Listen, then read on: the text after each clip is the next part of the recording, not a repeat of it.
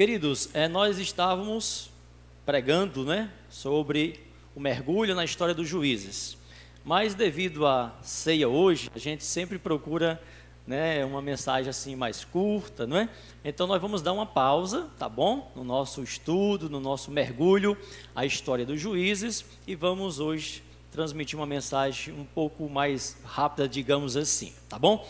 Então o nosso texto da mensagem é o Salmo 49, tá bom? Ele vai ser colocado aí novamente, você já fez a leitura. E dentro desse Salmo 49, nós vamos ver a salvação eterna e a condenação dos que confiam nas riquezas, que está muito bem descrita neste Salmo. Então o versículo 1 começa dizendo: ouvi isto, vós todos os povos, inclinai os ouvidos, todos os moradores do mundo. Vamos orar mais uma vez? Senhor Deus, nosso amado Pai, em nome de Jesus eu quero te agradecer, Senhor Deus, por essa preciosa mensagem, que é descrita, que está muito clara neste Salmo 49. E queremos pedir ao Pai nesse momento, que o Teu Santo Espírito possa estar falando aos nossos corações, através desses 20 versículos, desse Salmo tão glorioso, que traz mensagens tão profundas para a nossa alma. Assim nós oramos e assim nós pedimos a Tua graça e a Tua iluminação em nome de Jesus. Amém? Então a mensagem do Salmo é para quem, meus irmãos? É para todos, grandes e pequenos, ricos e pobres. Todos os homens aí no Salmo 49 são convidados ou são convocados a ouvirem a palavra de Deus. Irmãos, na Bíblia Sagrada há um clamor muito direto, levando o homem a ouvir a palavra de Deus. O homem precisa ouvir a palavra de Deus, porque diz as Escrituras Sagradas, em Romanos 10:17, que a fé vem pelo ouvir, e o ouvir pela pregação da palavra de Deus. Por isso que está escrito em Jeremias, capítulo 22, versículo 29, terra, terra, ó terra, ouvi a palavra de Deus. E quando o texto sagrado diz terra, ó terra, não está se referindo ao pó diluído, está falando ao pó incorporado, ao pó materializado na sua pessoa e na minha pessoa. O homem tem esta necessidade, e Deus, mais ainda de forma muito direta nas Escrituras, levantou profetas, levantou homens para clamar através da palavra de Deus a necessidade do homem ouvir a palavra de Deus. O Salmo nos fala dos filhos de Coré. Os filhos de Coré, eles expressam em forma de louvor e meditação, o entendimento do seu coração. Penso ser servo de Deus, refletindo sobre a necessidade de todos os homens da conversão, do arrependimento. O versículo 3 deste versículo diz o seguinte, vamos lá: a minha boca falará de sabedoria, e a meditação do meu coração será de entendimento. E aí, queridos, nós podemos nos deleitar na sabedoria, na inspiração que Deus deu aos filhos de Coré, para que através do louvor, através da adoração, do tocar da harpa, pudesse assim glorificar o nome do Senhor e colocar os soberbos, ou derrubarem por terra aqueles que confiam nas riquezas, aqueles que confiam em si mesmo, ao invés de confiar no Senhor. Então esses filhos de Coré nos levam aí à reflexão contemplativa. Você refletir, você mergulhar no ensino, você mergulhar nas Escrituras com uma visão reflexiva, contemplativa, que é onde Deus se revela. É quando você começa a meditar na palavra e você começa a trazer isso para dentro do seu coração, contemplando Deus se manifestando nas Escrituras. E é exatamente o que esse salmo vai realmente descrever: essa salvação eterna daqueles que confiam no Senhor, e também a condenação eterna daqueles que confiam em si mesmo.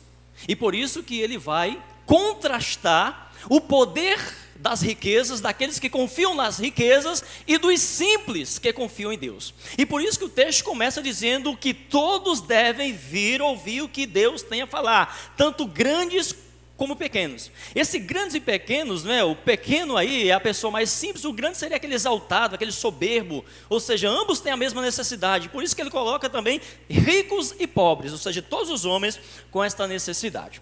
O fato é, queridos, que os servos de Deus que têm o seu nome escrito no livro da vida não devem temer nem invejar jamais os poderosos em riquezas. Quando se refere riquezas, né, aqui no Antigo Testamento, é claro que essas riquezas ele está se referindo de um ponto de vista condenatório por conta da confiança nas riquezas.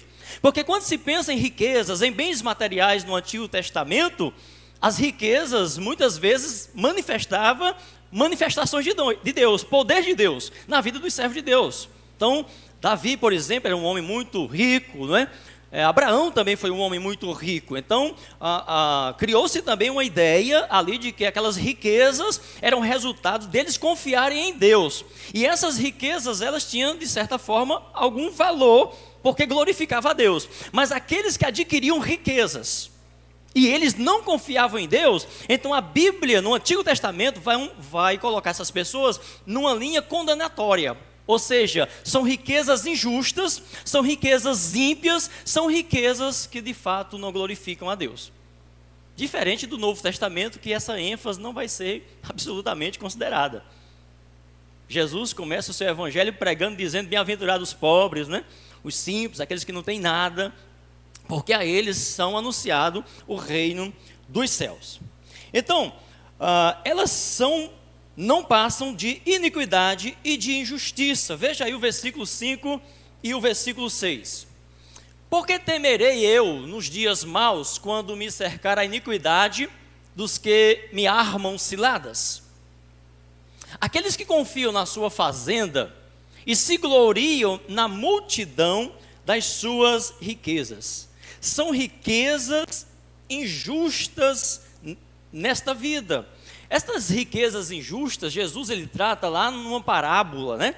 Em capítulo 16 de Lucas, capítulo 16, versículo 11, quando Jesus está falando lá, ele diz: olha, aqueles que não são fiéis nessas riquezas injustas, como poderão ser fiéis ou lhes ser confiado riquezas espirituais? Quando Jesus coloca ali, ele considera toda a riqueza, todas as posses, como muitas vezes resultado de injustiças. Por quê? Não que alguém tenha alcançado necessariamente por meio de injustiça, mas porque no plano humano e ao olhar de Deus é uma injustiça. Alguém está em abundância, alguém está nadando na riqueza e outro passando fome, e outro sofrendo. E por isso que Deus realmente, no Novo Testamento, faz essa nivelação e considera todas as riquezas como injustiça, mesmo que alguém tenha adquirido com todo o seu trabalho. Porque é uma injustiça, não é? Alguém morrer com tanta riqueza e tanta gente sofrendo, tanta gente na miséria, e a riqueza todinha fica. Então é uma injustiça muito grande. E Jesus Cristo contemplou isso nos seus ensinamentos. Então, queridos, não há motivo para o povo de Deus se preocupar com os dias de tribulação, às vezes promovida pelos ricos, como era o caso no início da igreja, né? A igreja muitas vezes era oprimida por quem? Pelos ricos, pelos poderosos. Quem oprimia a igreja no início eram os poderosos. Por isso que Tiago vai ensinar algo muito interessante com respeito à postura da igreja, o acolhimento da igreja. Porque nós humanos somos tendenciosos a valorizar o homem de vestes esplêndidas, né? E Tiago, naquele momento, teve essa preocupação com aqueles que chegavam na igreja. Olha o que diz Tiago, capítulo 2, versículos 5 ao 7.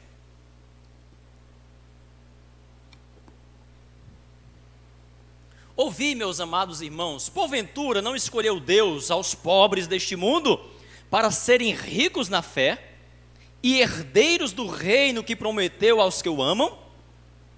Mas vós desonrastes o pobre. Porventura não vos oprimem os ricos e não vos arrastam aos tribunais? Porventura não blasfemam eles o bom nome que sobre vós foi invocado? Os inimigos confiam no ouro que ele confere. Vangloriam-se da sua influência, do seu poder.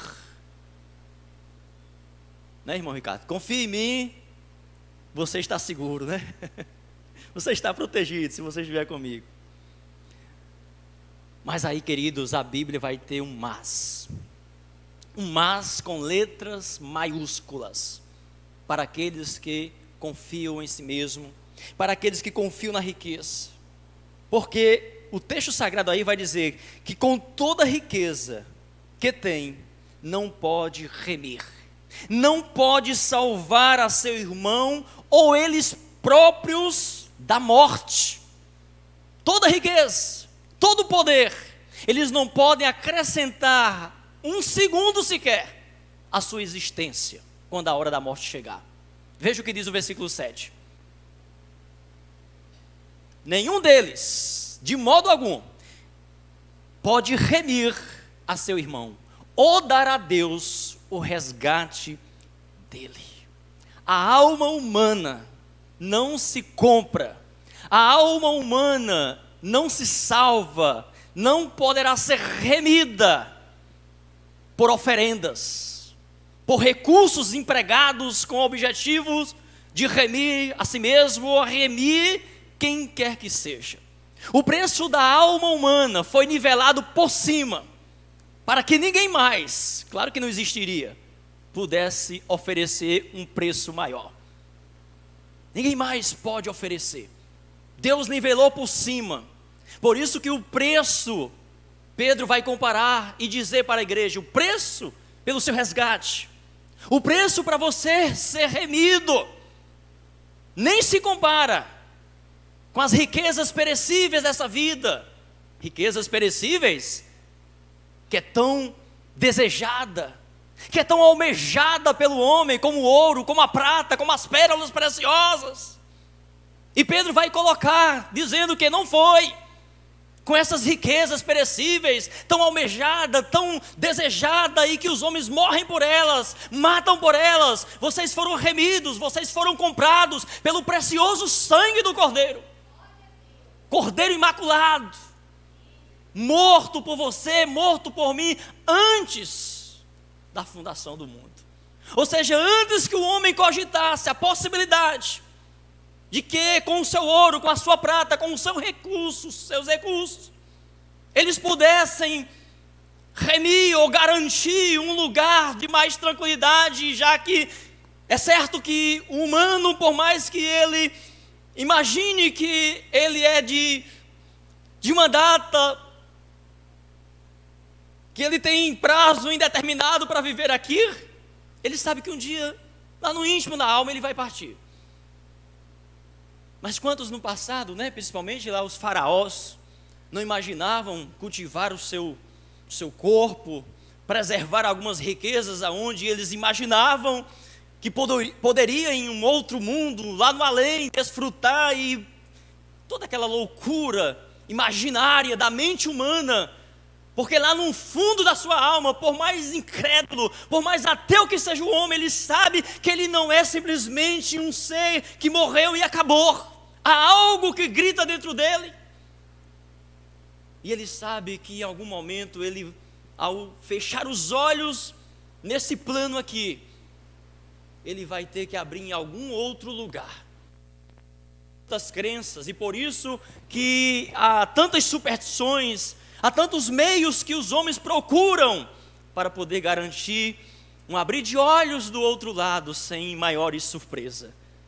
Mas surpreendentemente, não deveria ser surpresa, mas como o homem confia em alguma coisa e acha que confiar nessa alguma coisa vai resultar na abertura dos seus olhos em um paraíso, de certa forma vai ser uma surpresa muito terrível. Como sabemos, queridos, a visão dos homens do Antigo Testamento ainda era muito focada apenas na vida longa e na morte física. Mesmo assim, eles não podiam, com suas riquezas, prolongar a vida na terra pelo tempo que eles imaginassem. Por mais que eles se precavessem, por mais que eles se cuidassem do seu corpo, se alimentassem bem, criassem um muro de proteção em torno de si, eles sabiam que em algum momento, por mais que as riquezas pudessem até dar uma esticadinha a mais, mas não podia realmente ir além daquilo que Deus determinou. Mas o texto sagrado também nos deixa claro que se as riquezas não podem prolongar a vida aqui, imagina garantir a eternidade com Deus. Se com todo o recurso, com todo o aparato, com toda a ciência, com todo o embasamento aí de possibilidades, quantas pessoas não têm recursos para poder realmente contratar o melhor médico, ser internado no melhor hospital, ser atendido em qualquer lugar do mundo, mas não tem jeito. Quando chega o momento, a riqueza não faz prolongar. O que muito acontece é deixar uma confusão, como muitos famosos têm deixado aí para a família, não é? Vamos ver aí os versículos 8 e 9. Pois a redenção da sua alma é caríssima e cessará para sempre, para que viva para sempre e não veja a corrupção. Fisicamente falando, não parece haver muita vantagem entre o sábio e o tolo, ou seja, entre aquele que aceita o caminho da verdade ou aquele que rejeita o caminho da verdade. Aparentemente, quando se pensa apenas na vida física, na vida terrena, parece realmente não haver muita vantagem. Quem fala isso é Salomão, não é? Ele fala muito isso, olha, não faz diferença nenhuma de fato, se você realmente contemplar a vida apenas nessa perspectiva terrena, de fato não vai fazer muita diferença. E até a gente às vezes faz, olha, não faz diferença se você morreu com 30 anos ou com 90 anos, se você tinha muito ou tinha pouco. Mas, meus queridos, quando diz respeito às decisões, às escolhas, referente à nossa alma, referente à nossa eternidade, aí realmente os sábios sairão ganhando e muito, pois todos nós sabemos, igualmente morrerão, tanto o sábio quanto o tolo. Veja aí só o versículo 10. Porque ele vê que os sábios morrem, perecem igualmente, tanto o louco como o brutal, e deixam a outros os seus bens, as suas riquezas, tudo vai ficar. Que você constrói, seu suor, sua luta, sua labuta, vai ficar para outros. O que tens preparado para levar contigo? Se tudo que juntamos, se tudo que angariamos aqui vai ficar, o que é que eu tenho para levar comigo?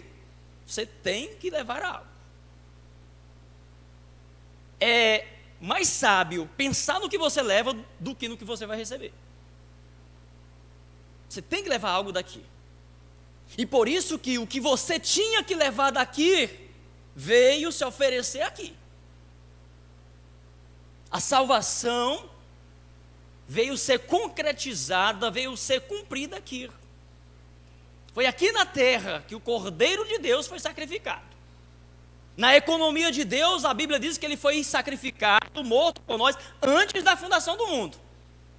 Mas somente na plenitude dos tempos é que o Cordeiro de Deus veio a este mundo e foi sacrificado ali na cruz. De modo que o que eu tenho que levar daqui tem que estar diretamente ligado a este sacrifício feito por Jesus na cruz do Calvário. Jesus, que era rico, se fez pobre para contrastar o valor insignificante das riquezas diante de Deus. Em um de seus ensinos sobre o valor da vida eterna, ele conta a história do homem que se gloriava em suas riquezas. Vamos ler Lucas, capítulo 12, versículo 13 ao 21. E disse-lhe um da multidão: Mestre, dize a meu irmão que reparta comigo a herança. Mas ele lhe disse: Homem, quem me pôs a mim por juiz ou repartidor entre vós? E disse-lhes: Acautelai-vos e guardai-vos da avareza, porque a vida de qualquer homem não consiste na abundância que possui. E propôs-lhe uma parábola dizendo: a herdade de um homem rico tinha produzido com abundância. E ele arrazoava consigo mesmo, dizendo: aparentemente é um problema muito bom, não é? Problema bom, não é? Onde que eu vou guardar tanta riqueza? O cara preocupado onde ia guardar tanta riqueza. Nossa, contar uma história dessa para alguém, puxa, que cara mais bem sucedido, né? Que cara mais bem articulado, que administrador, olha só, ele está preocupado porque ele produziu tanto, ele investiu tanto, e agora ele não tem nem onde colocar tanta riqueza. Aos olhos humanos, né? Que coisa deliciosa. Que farei? Não tenho onde recolher os meus frutos. E disse: farei isto: derrubarei os meus celeiros e edificarei outros maiores.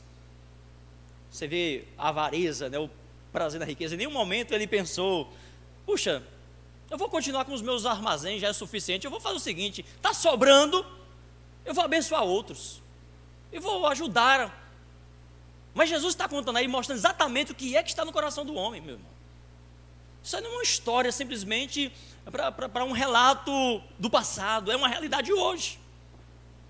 E os celeiros hoje é bem diferente, viu? As riquezas hoje é que gera prazer mesmo. As riquezas antigas, se comparadas com as de hoje, meu Deus, as de hoje é muito mais fácil de aproveitar, é muito mais fácil de gastar, é muito mais fácil de usufruir. As pessoas não se contentam em não extravasar o máximo possível do que elas têm, do que elas possuem, porque gera mais prazer nela gastar mesmo sem necessidade do que abençoar alguém que está necessitando. E ali recolherei todas as minhas novidades e os meus bens, e direi à minha alma. E aí Jesus faz questão de usar a expressão alma. Alma aí realmente Jesus indicando que esta era a parte que ele deveria realmente alimentar, não com as suas riquezas, não com as suas posses. Tens em depósito muitos bens para muitos anos, descansa, come, bebe, folga. Mas Deus lhe disse: louco, esta noite te pedirão a tua alma, o que tens preparado, para quem será? Assim é todo aquele que é rico para consigo, que ajunta tesouro para si mesmo, mas não é rico para com Deus. Meus irmãos, essa palavra é viva e eficaz. E ela não vale somente para alguém que fica arrazoando entre si onde vai guardar toda a sua riqueza. Essa palavra também pode ser para uma pessoa pobre que talvez não tenha nada. Da mesma forma, a sua alma, tanto quanto a alma desse rico, se não se arrepender, se não se converter, se não se voltar para Cristo quebrantado, perecerá tanto quanto esta alma orgulhosa, esta alma soberba do rico. Vamos ver o versículo 11 do nosso texto.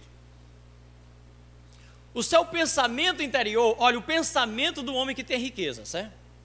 O pensamento do homem que tem posse, do homem que está vivendo bem, do homem que está esbanjando saúde, é que as suas casas serão perpétuas, e que as suas habitações de geração em geração são as suas terras, dão às suas terras os seus próprios nomes. Olha só o pensamento, é um fato estranho, mas o pecado faz isto mesmo, ele tem este poder de embrutecer, de entorpecer o homem de tal maneira que, por mais inteligente que a gente julgue que seja por ter juntado tanta riqueza, tantos tesouros na terra, coisas que perecem, não percebem que são simples mortais. Minhas moradas eternas, meus celeiros, minha alma vai ter em abundância para muitos anos.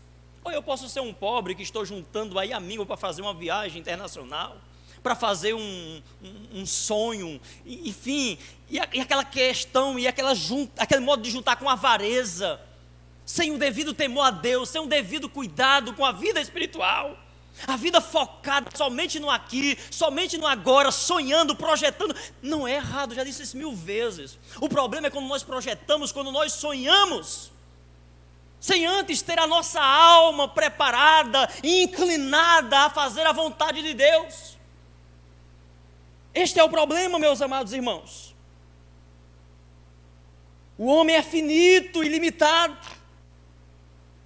Infelizmente, os que se enveredam por este caminho são traídos por sua voz interior, contrário à voz dos sábios, que pensam sobre o fim, que pensam sobre a morte.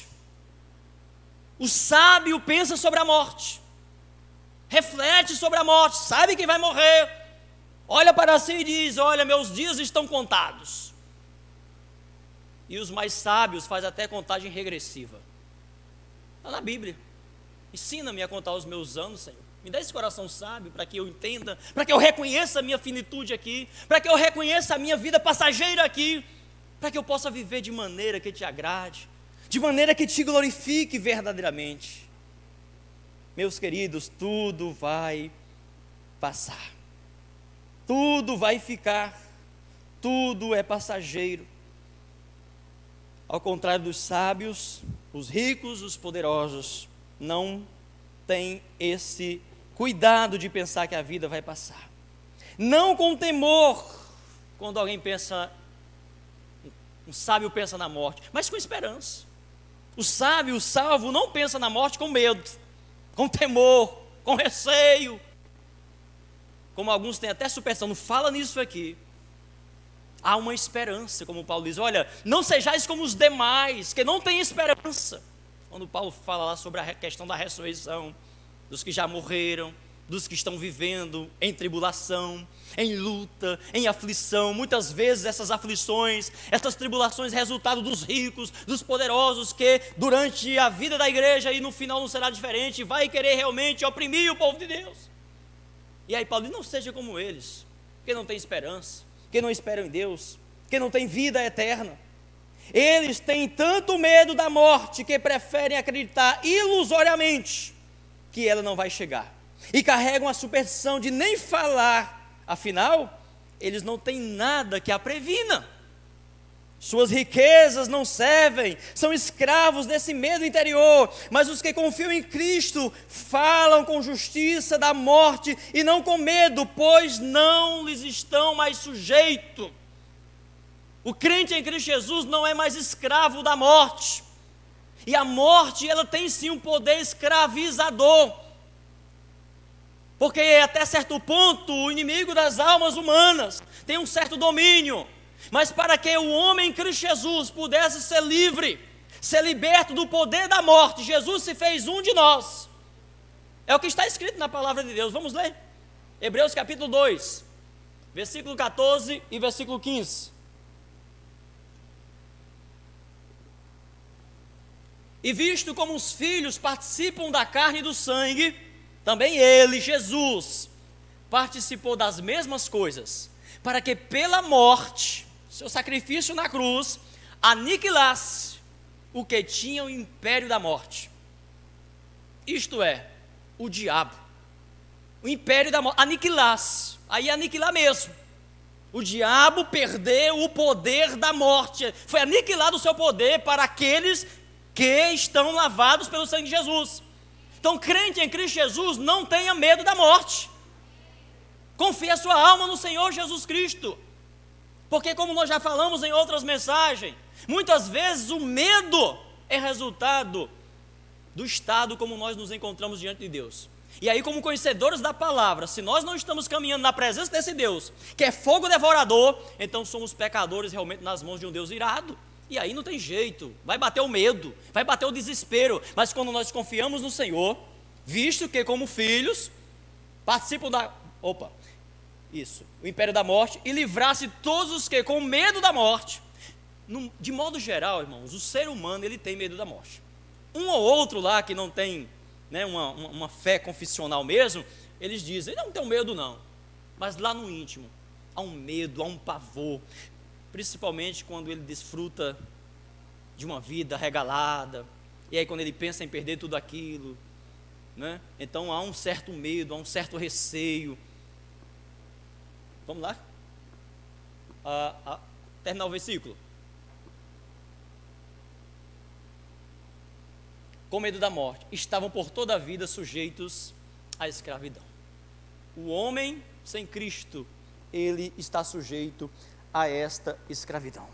A riqueza, meus irmãos, desprovida da graça de Deus, cega o entendimento ao ponto do homem pensar que viverá aqui por tempo indeterminado.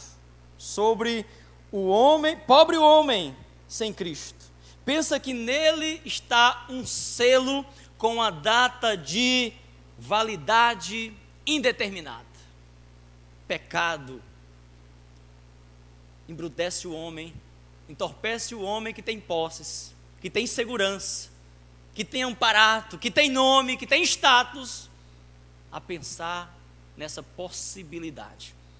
E nós sabemos muito bem, irmãos, que há uma luta científica, tecnológica, para tentar buscar realmente alguma coisa nesse sentido, de proteger os homens de catástrofes, de situações que está previsto pelas Escrituras que vai acontecer, e o homem, na sua sutileza, no seu desvio, tem procurado, tem estudado, tem se esmerado para tentar realmente reverter o que as Escrituras dizem. É claro que eles não dizem que estão fazendo isso porque as Escrituras dizem, mas diretamente a esse pulsar no homem, porque nós sabemos muito bem quem está por trás de toda essa situação. Versículo 12. Todavia o homem que está em honra não permanece, antes é como os animais que perecem. Ao contrário dos animais, o ser humano, veja isso, tem existência infinita.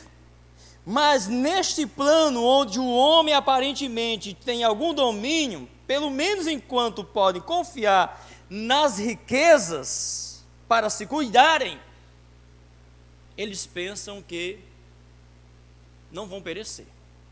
E claro que perecer aqui para o homem não tem nada a ver com ser aniquilado. O animal realmente, quando morre, pereceu, cessou. Então a colocação aqui não é nivelar o homem com os animais. Opa, então quer dizer que tanto o homem quanto o animal está na mesma situação, morreu, acabou? Não. Aqui está falando que, no que diz respeito à morte, no que diz respeito ao tempo de vivência dele aqui na terra, assim como o animal, seja selvagem ou seja doméstico, perece, morre, este homem com todo cuidado, com todo o aparato, com toda a riqueza, também vai morrer. E diga-se de passagem, irmãos, não geral, mas o que se vê hoje são animais muito bem cuidados e seres humanos muito mal cuidados, não é verdade? Nada contra o cuidado com os animais, mas é zoológico com ar-condicionado de 34 mil BTUs para proteger um animal. Nada contra, se for falar isso você é apedrejado, mas é um contraste muito grande quando você pensa no cuidado com o ser humano. São vidas humanas, almas que perecem não somente o físico, mas a alma, rastejando pelas ruas, vivendo na miséria. E todos passam de largo, ninguém liga, mas levam para a justiça, vão às brigas nos tribunais, para poder proteger um cachorrinho. Nada contra, tem que proteger mesmo, é dever nosso cuidar da criação de Deus.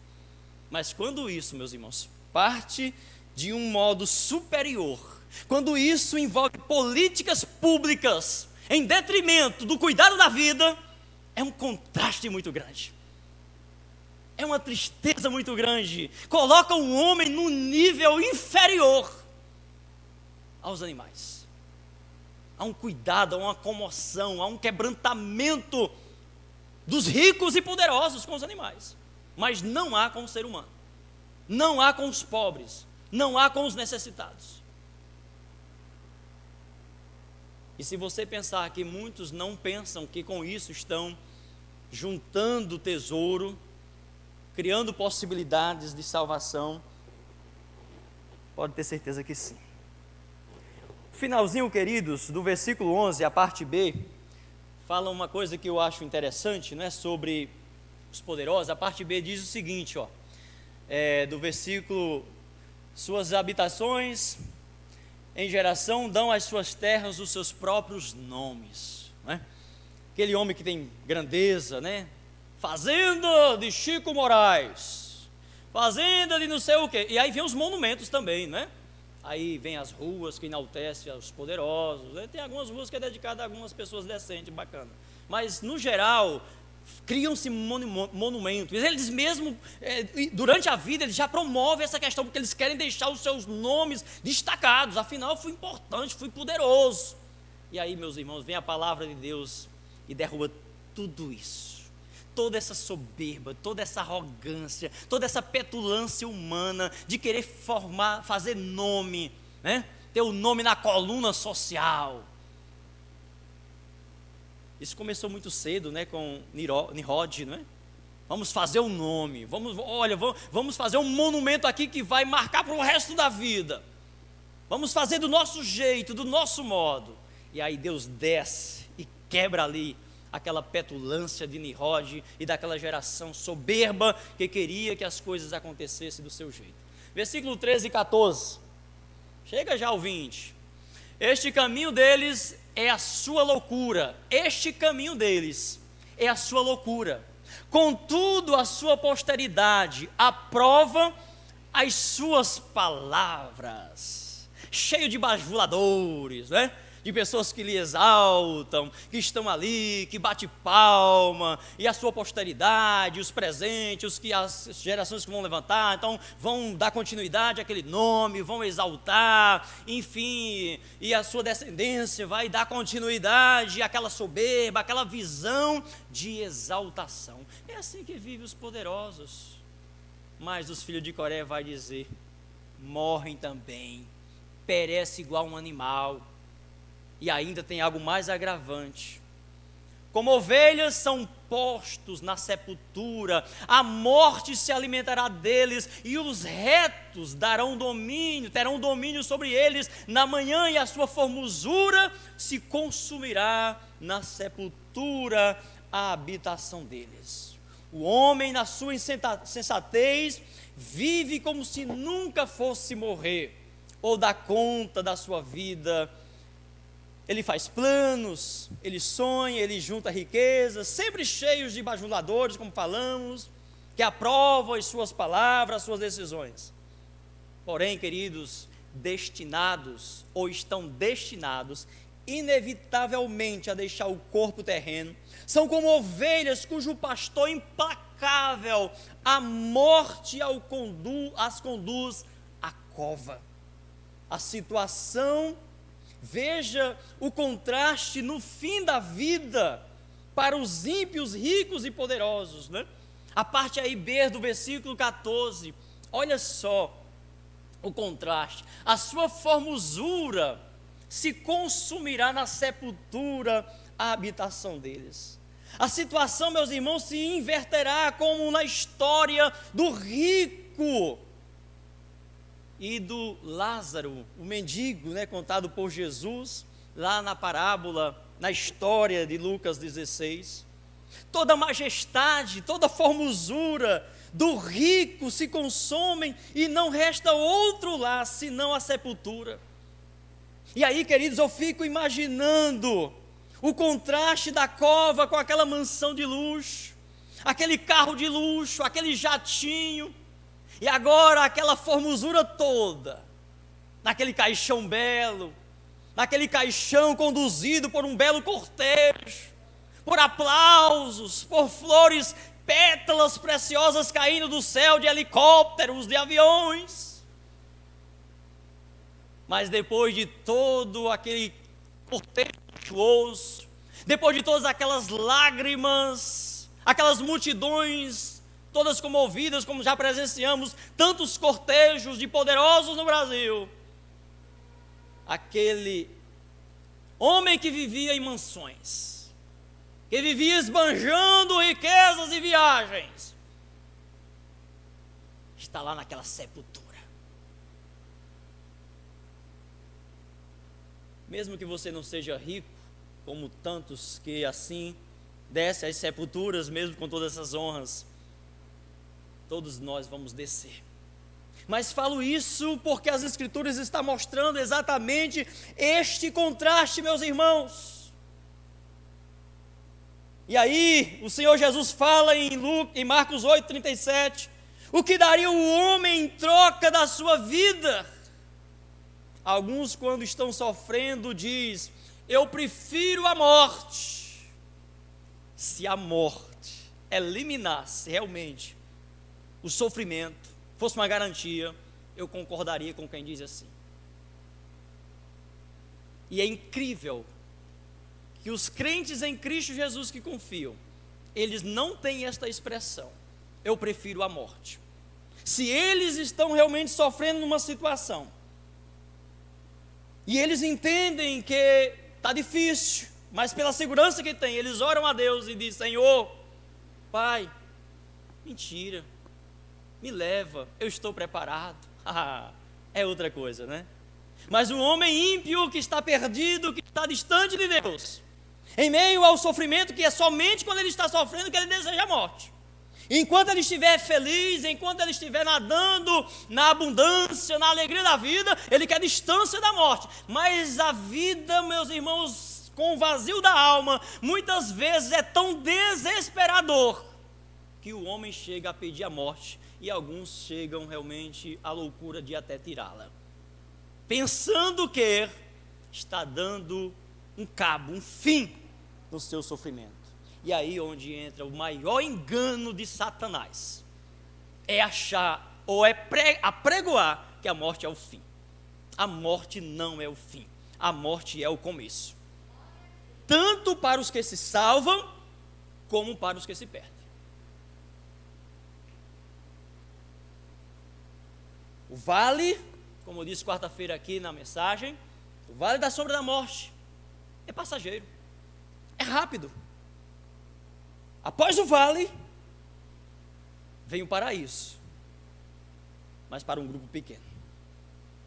E após esse vale que alguns dizem não suporta mais, não aguenta mais, lamentavelmente, vem algo muito pior do que o vale, que a Bíblia chama de um lugar terrível, chamado de fogo e enxofre, um lugar tenso, um lugar de sofrimento que nenhum de nós desejaríamos para o pior dos inimigos, caso nós tivéssemos. Graças a Deus, não temos nenhum inimigo pessoal.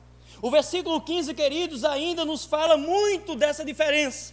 Na verdade, esta é a conclusão da meditação do coração dos filhos de Coré. É o que nós chamamos, nos nossos estudos teológicos, de ICT, ideia central do texto. Então este versículo retrata aí de fato a ideia central do texto. Olha a convicção dele, olha o que a meditação desse servo de Deus trouxe à tona, mesmo naquele tempo, mesmo na época do Antigo Testamento, ainda não havia com tanta clareza, com tanta definição, o estado eterno do homem após a morte. Os homens no Antigo Testamento ainda tinham uma compreensão muito limitada da salvação, da vida eterna, da glória celestial, diferente de nós, que temos a revelação plena, temos a manifestação de Cristo. Mas olha o que esse servo do Senhor falou: Deus remirá a minha alma do poder da sepultura. Outras traduções dizem do poder da morte, pois me receberá. Remetendo aí realmente às mansões celestiais, uma visão realmente da glória. E aí, queridos, este é o diferencial da vida piedosa em Deus. E aí quando nós lemos o que diz em Lucas 16, versículo 22, não é? Queria que fosse projetado aí, e eu queria que você imaginasse aí, nesse versículo 22, de Lucas 16, a descrição aqui é dos olhos de Deus, certo? Os olhos físicos, ao descrever esse estado da morte de Lázaro. Nós vamos observar aí dois lados, o lado de cá e o lado de lá. Aconteceu que o mendigo morreu e foi levado pelos anjos para o seio de Abraão. Olha a diferença. E morreu também o rico e foi sepultado. Nós temos aí uma visão espiritual dos que contemplam do lado de lá e uma visão terrena dos que contemplam do lado de cá. Do lado de cá, se morrer um salvo e um não salvo, não verei com os meus olhos diferença alguma. A morte, por isso que o sábio coloca, olha, tanto o rico como o pobre, o sábio e o tolo morrem igualmente, assim como os animais. Aos olhos físicos, não há diferença, simplesmente o fôlego foi tirado. Mas o texto sagrado diz que morrendo o mendigo, os anjos de Deus o levaram ao seio de Abraão. Quem foi que viu isso? Morreu os dois. Alguém viu algum anjo fazendo isso? Ninguém viu. Aí a descrição espiritual dos olhos de Deus, mostrando o que acontece quando alguém morre em Cristo. Os anjos de Deus levam para o paraíso, levam para o seio de Abraão. Agora o contraste do lado de cá. Morre o mendigo, morre o rico. Os nossos olhos físicos, que contemplam o cortejo do rico, é uma maravilha. Muitas glórias, muitas honras, muitos aplausos, muitos depoimentos, muitas mensagens, ele foi isso, ele foi aquilo, e vem um corpo de bombeiro, faz todo aquele cortejo, as autoridades e tal. Mas o mendigo simplesmente, o pobre simplesmente é jogado muitas vezes como indigente naquela cova. Ou seja, aos olhos físicos não houve nenhuma diferença. Mas se aquele indigente tinha um coração em Cristo, tinha um coração em Deus, os anjos no céu estão lá fazendo festa. E aí pode-se contemplar, os anjos o levaram até o seio de Abraão. E é isso, meus irmãos, que o texto sagrado está exatamente trazendo para nós. É mostrando aquilo que os olhos físicos não veem. E os nossos olhos, como sendo espirituais, devem contemplar, ler as Escrituras e se maravilhar, se deliciar nessas maravilhas, nessas promessas eternas. Porque aparentemente aos olhos dos homens, os olhos físicos, não há diferença nenhuma. Morrem todos. Alguém pode até argumentar, que diferença faz? Ser melhor mesmo é viver aí, pastor, é riqueza, diversão e tal, todos vão morrer mesmo. Ah, pastor, falando isso, eu conheço até um crente que era tão fiel, morreu com 20 e poucos anos. Não vale a pena. Quando se olha a vida realmente, meus irmãos, com esse olhar físico, com esse olhar temporal, com esse olhar realmente canalizado, voltado para a contemplação do belo aqui na terra, sem conseguir contemplar as riquezas ocultas no paraíso, revelado para aqueles que têm o Espírito Santo de Deus, de fato, não faria sentido algum.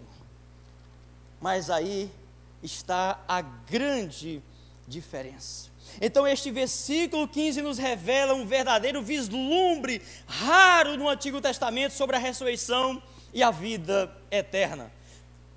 E aí, queridos, nós temos também, Jó teve esse vislumbre, não é? Eu sei que o meu Redentor vive e que por fim me levantará sobre a terra. Então os filhos de Coré, nesse cântico, nesse louvor de adoração, nessa reflexão do coração sábio deles, fazendo comparações com a vida talvez sofrida que eles vivessem ali, com a vida limitada que eles viviam ali, contemplando as riquezas, e talvez até no meio da comunidade deles, vendo alguém invejando, vendo alguém lamentando, vendo alguém reclamando das dores, dos sofrimentos, que deveria ser o contrário, já que eles serviam a Deus. Aí Deus fala ao coração desses servos, para dizer, olha, fala para eles, fala para eles o fim dos ímpios, como Deus falou lá para Asaf, né, lá no Salmo 73, até que eu entrei na presença, na contemplação de Deus, e Deus revelou o fim de toda a riqueza, o fim de todos os ímpios. E para chegar ao final, vamos ler aí versículo 16 ao versículo 19. Não temas quando alguém se enriquece, quando a glória da sua casa se engrandece, porque quando morrer, nada levará consigo, nem a sua glória, as suas honras, as palmas, os reconhecimentos o acompanhará. Ainda que na sua vida, ele bendisse a sua alma, e os homens te louvarão quando fizeres bem a ti mesmo. Irá para a geração de seus pais, eles nunca verão a luz. É o 19? É o 19, né? Se nós lemos? Beleza. Ok. Portanto, queridos, não há necessidade nenhuma de o justo se perturbar ao ver o ímpio se enriquecer e sua casa se tornar cada vez mais adornada e luxuosa. Esta terra é o único céu que ele desfrutará. Esta terra é o único lugar de delícias que o homem sem Cristo tem. Ao morrer, nada levará consigo. Por mais feliz, como o texto diz, que tenha sido a sua caminhada aqui, ainda assim não valerá a pena quando compararmos com a eternidade. Por isso Jesus diz lá em Marcos 8,36, que adianta o homem ganhar o mundo todo e perder a sua alma. O texto diz: irá para a sepultura de mãos vazias, ao encontro de seus pais. E termina o versículo 19 com essa terrível descrição: e jamais verá a luz. Forte, não é? Jamais verá a luz da vida. Quem é a luz da vida? João 8:12. Disse-lhe Jesus: eu sou a luz do mundo, quem me segue não andará em trevas, mas terá a luz da vida. O texto diz que os que andam neste caminho da soberba, neste caminho do encanto, do engano, do material, da vida desprovida da fé em Deus, eles simplesmente irão ao encontro dos seus pais, irão à sepultura dos seus que já partiram, e ao chegar lá, eles não verão a luz, eles não contemplarão a luz, porque esta luz não esteve sendo o seu caminho. Como o salmista diz, não é? No Salmo 119, versículo 105, luz para o meu caminho é a tua palavra. Inverti, mas é isso mesmo, é luz para o meu caminho, né? Então, queridos irmãos, finalizando, irá para a sepultura de mãos vazias. Elogios, glórias, foi privado de tudo para sempre. O pior, em algum momento, contudo, perecerá com seus antepassados e dividirá com eles a noite longa e escura na eternidade. Lembro de um filme antigo que eu assisti de terror, Zé do Caixão. O sujeito havia contratado alguém para forjar lá o enterro dele, né? Forjar a morte dele. E o contrato era: olha, você me sepulta, e aí, rapidamente, combinado, deixa um meiozinho de eu respirar, um caixão grande. Quando tudo estiver resolvido, você vai lá e me desenterra rapidinho. E assim foi feito o acordo. Caixãozão grande, né? Espaço suficiente para mais um, né? E ele fica agoniado, o tempo vai passando, vai passando. E aí, naquela agonia, ele toca em alguém dentro do caixão, acende algo que dá para ver. E quando ele contempla quem é que está lá dentro do caixão morto, era o sujeito que ele havia combinado. Alguém descobriu a trama antes, enterra ele mesmo vivo, mas o outro da combinação mata. Que coisa terrível, pastor. Que história mais tenebrosa, nem vou dormir essa noite. Se você pensar realmente... terrível, irmãos. É assim, mais ou menos isso. Uma noite eterna na escuridão. Uma noite que não tem fim. É o que a Bíblia descreve para aqueles que partirem desta vida sem a salvação em Cristo Jesus. O versículo 20 termina dizendo: o homem que está em honra e não tem entendimento é semelhante aos animais que perecem. Quando esse versículo foi lido ali, o pastor falou, olhou para mim, terrível. Não foi, pastor? Terrível. O homem que está em honra e não tem entendimento. Em outras palavras, o homem que está em honra, em glória, em evidência, em reconhecimento e não tem Espírito Santo, e não tem Deus, e não tem a salvação, é semelhante aos animais que perecem. Mas aí eu digo, se de fato ele perecesse mesmo, não tivesse uma outra vida, como os animais de fato não têm, estava igual. Mas nessas condições, o homem está em condição inferior aos animais, porque os animais perecerão mesmo.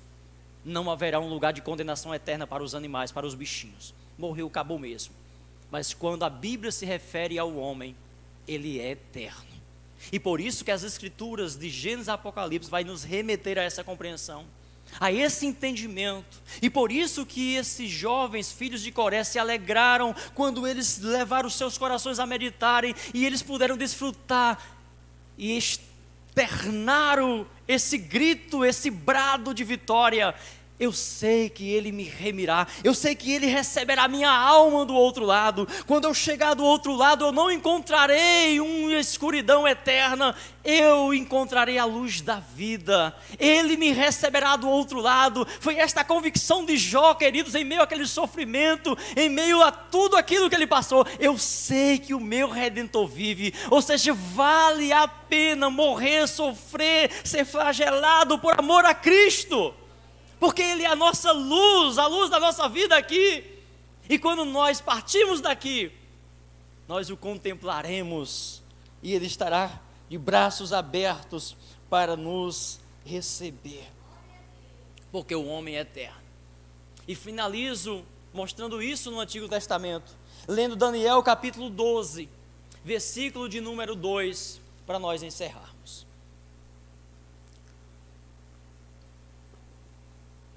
E muitos dos que dormem no pó da terra ressuscitarão, uns para a vida eterna, e outros para vergonha e desprezo temporal. É isso? Eterno. Uns ressuscitarão para a vida. E Jesus fala isso claramente lá em João 5, a partir do versículo 24. Em verdade vos digo, que quem ouve a minha palavra e crê naquele que me enviou, tem a vida eterna. Não entrará em condenação, mas passou da morte para a vida, pois vai chegar a hora, e já chegou, em que os mortos ouvirão a voz do Filho de Deus, e os que a ouvirem viverão, mas os que não a ouvirem morrerão eternamente. Estarão eternamente separados para a vergonha e o desprezo eterno. E Deus em Cristo Jesus abençoe a sua vida. Vamos orar. Querido Deus e Pai, em nome de Jesus, obrigado pela Tua palavra, porque ela é viva, porque ela é eficaz. Eu te peço, ó Deus, nesta noite, e até mesmo por quem está ouvindo nesse momento, ou já ouviu esta mensagem, ó Deus, que o Teu Espírito Santo possa quebrantar os corações, e que nenhuma alma, Senhor Deus, que está na dúvida, nenhuma alma, Senhor Deus, que ouviu esta mensagem, e que está andando em caminhos tortuosos, em caminhos de trevas, Senhor, possa, Senhor Deus, continuar neste caminho, mas que possa aceitar o Senhor como único e suficiente Salvador, porque o Senhor é a luz da vida, e que todos possam, Senhor Deus, viverem esses poucos e para alguns maus dias aqui na terra, com a convicção de que, ao partir daqui, eles estão seguros, porque tem o seu nome escrito no livro da vida. Eu te oro, meu Senhor, em nome de Jesus. Amém.